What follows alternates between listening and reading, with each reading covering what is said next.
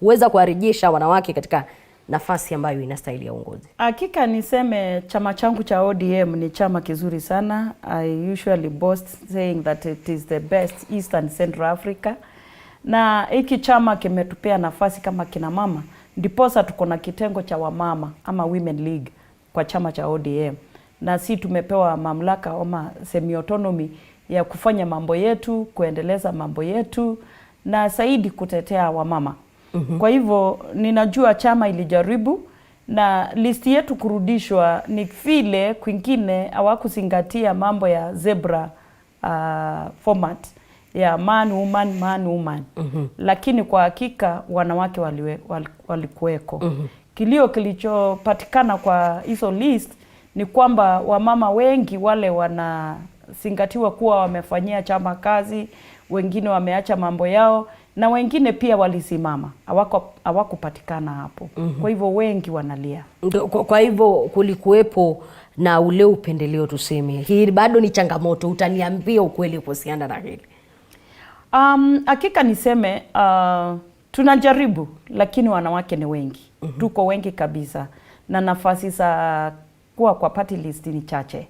Kwa hivyo ni vizuri tunaendelea kuhamasisha wamama ama wanawake kwamba mtu akikosa nafasi basi tutafute nafasi nyingine ambayo ataingia, lakini si aachwe nje kabisa. Lakini wakati unasema vile kidogo ni kuweke on spot kuhusiana na hili. Maana unasema walikuwa wale viongozi walikosa ile zebra crossing ambayo inahitajika endapo utachukua mwanamume, unachukua mwanamke hapa chini, unachukua mwanamume, mwanamke. Ina maana kwamba walio ndani ya uongozi huu hawakuzingatia wanawake walio ndani kama viongozi.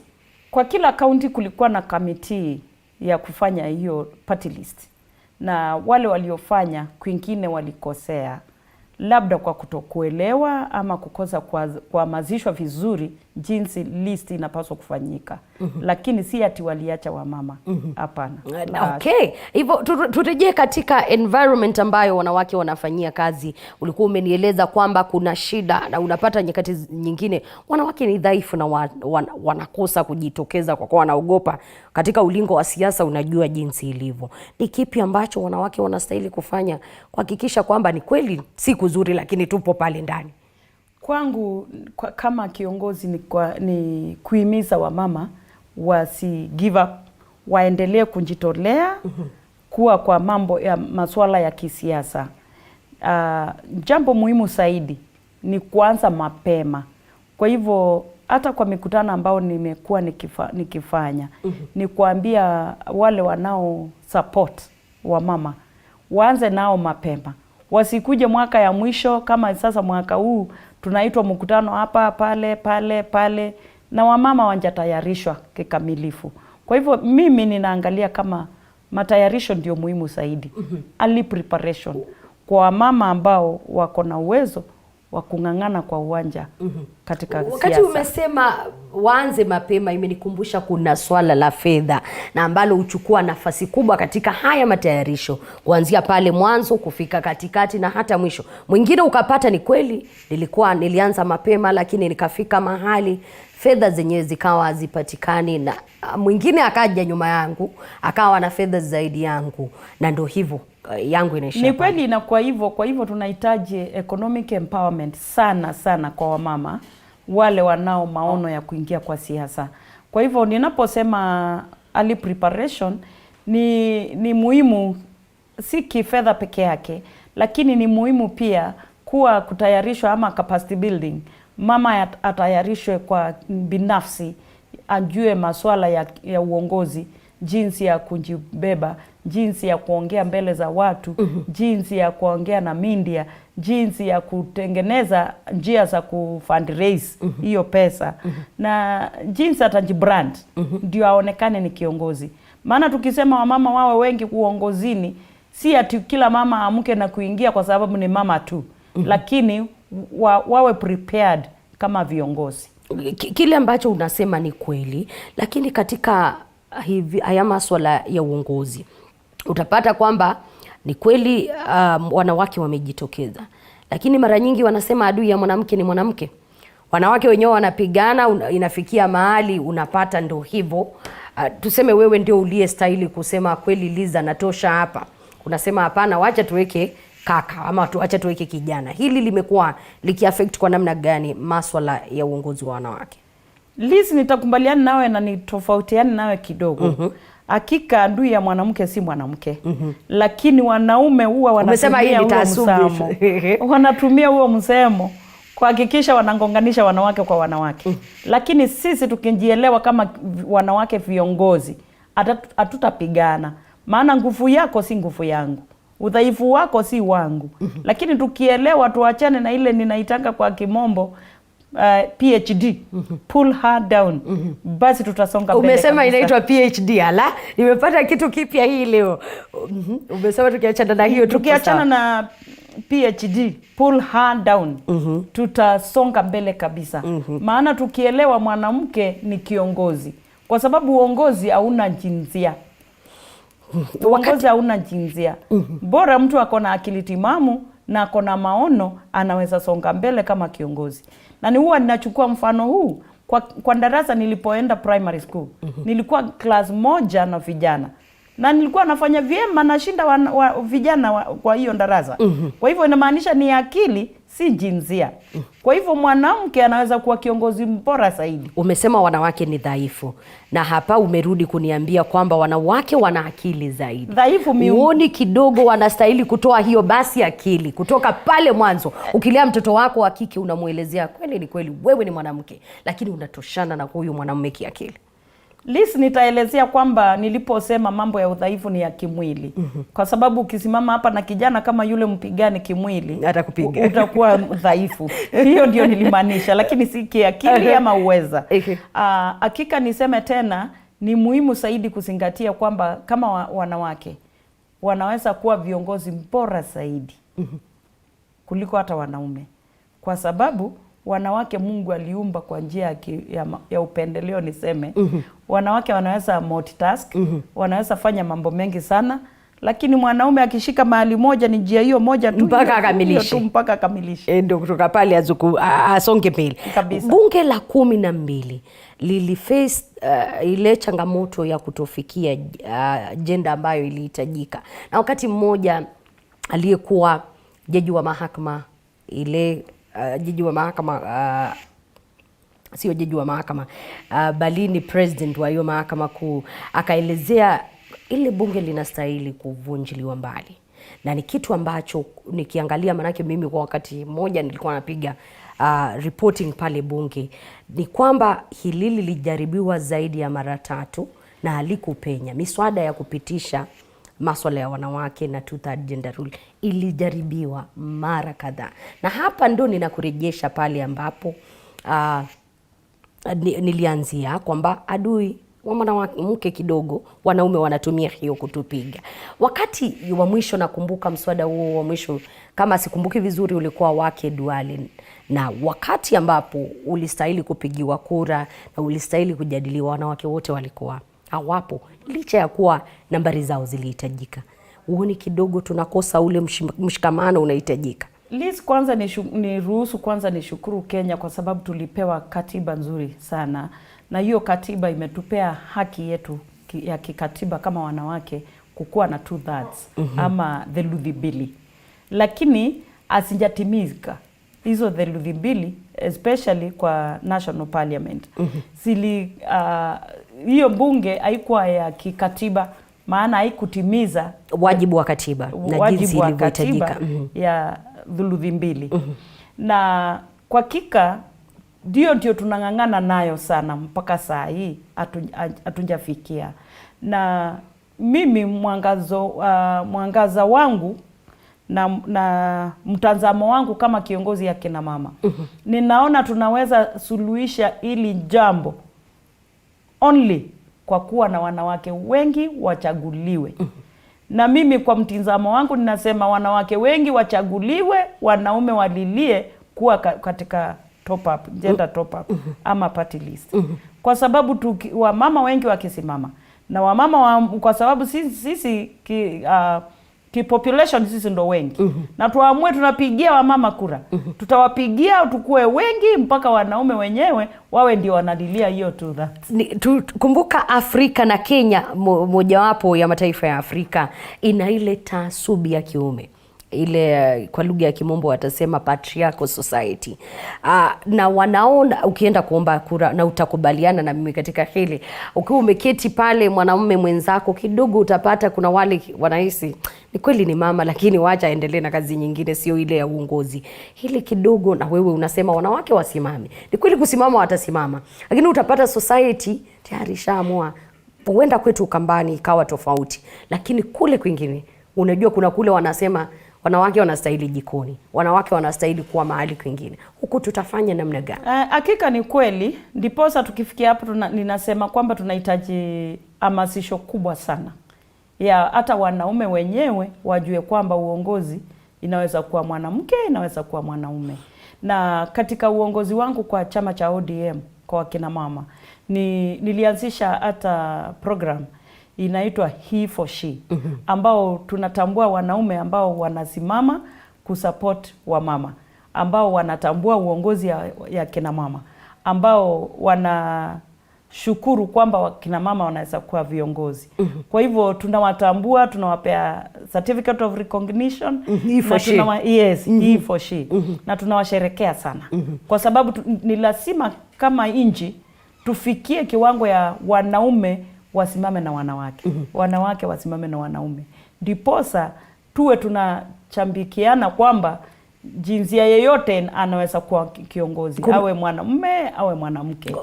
Unajua haya maswala utakubaliana na mimi Beth kwamba ujitokeza zaidi wakati wa uchaguzi ama wakati tunakaribia uchaguzi ndio utapata wanawake wameanza kujitokeza kusema tunahitaji hizi nafasi.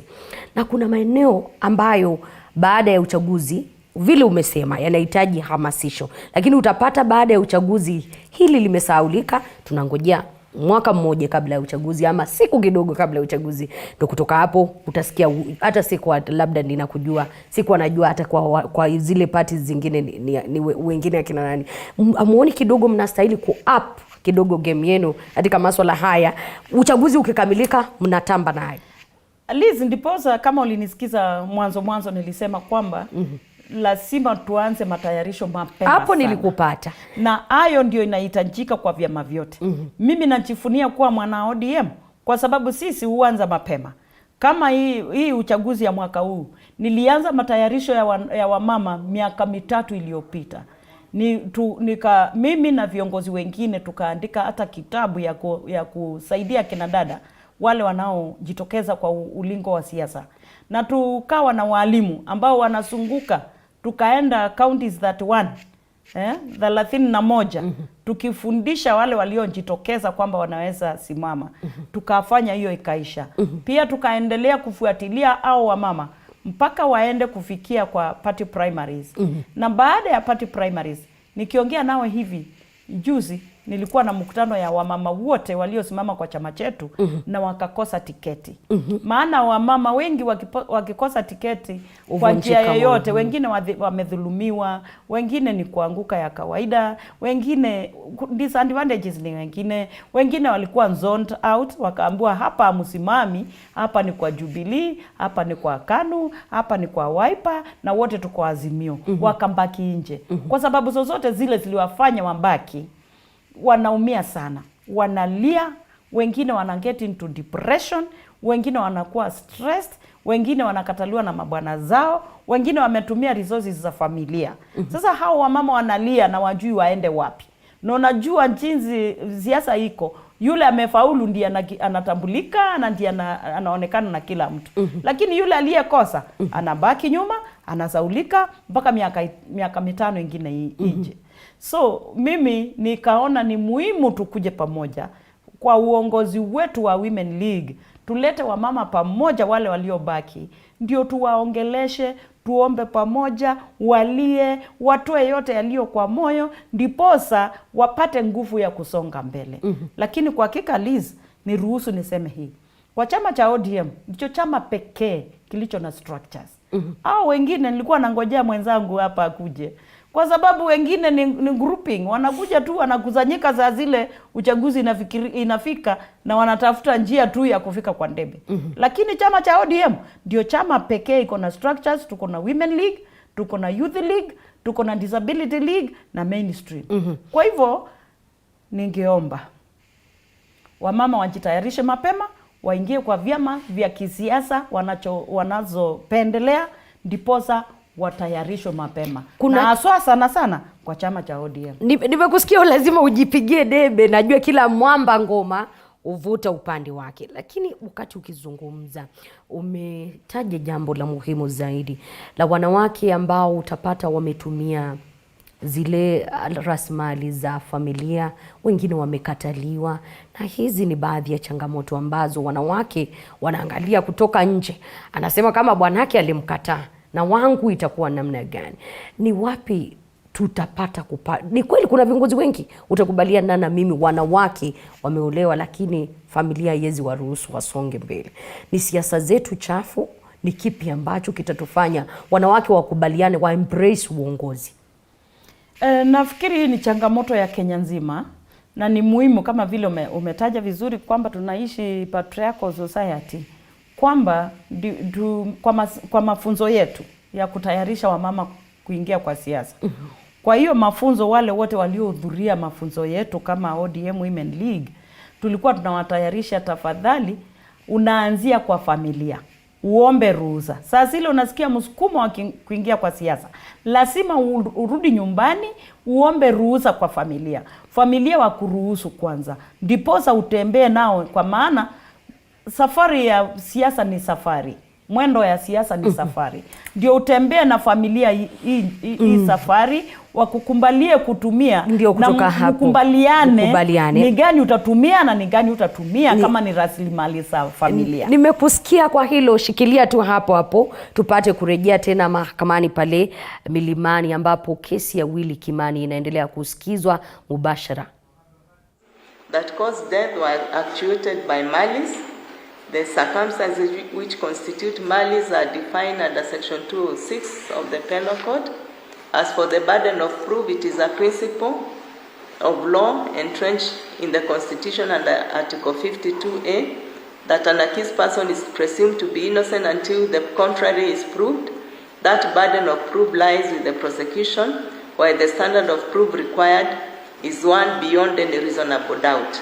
Under the Evidence Act, under Section 107(1), provides that whoever desires any court to give judgment as to any right or liability dependent on the existence of facts which he asserts must prove those facts exist. As to what constitutes proof beyond any reasonable doubt, I've put a case on that. Now the issues for determination. The onus and evidential burden lies with the prosecution to prove their case against the accused persons beyond any reasonable doubt. Upon considering the evidence adduced by both parties in this case and their submissions by counsel, I found that the issues which are for determination are whether this court was coram non judice, or put simply, whether this court lacks jurisdiction to conclude the trial on account of appointment to a higher bench before the trial was finalized. 2, whether the DNA analysis report by the government chemist should be rejected for non-compliance with Section 122A of the Penal Code. 3, whether the retracted confession of the fifth accused has any probative value, and if so, to what extent. Whether the prosecution has proved motive, whether the prosecution has established that the accused persons had formed the necessary malice aforethought to commit murder, whether the prosecution has established that the accused persons acted with one common intention or are principal offenders to commit the offense, whether the circumstantial evidence adduced was sufficient to lead to a conclusion that the accused persons murdered the deceased persons, and whether the alibi defense put forward by the accused persons holds. Now, on coram non judice, as to whether this court lacked jurisdiction to conclude the trial because of appointment to a higher bench, counsel for the fifth accused, Mr. Michoke, raised this issue after the close of the entire case, as part of his final submissions, he submitted that this court lacked jurisdiction over the subject matter based on the presiding judge's appointment as a judge of the Court of Appeal, pursuant to Gazette note which he read for us.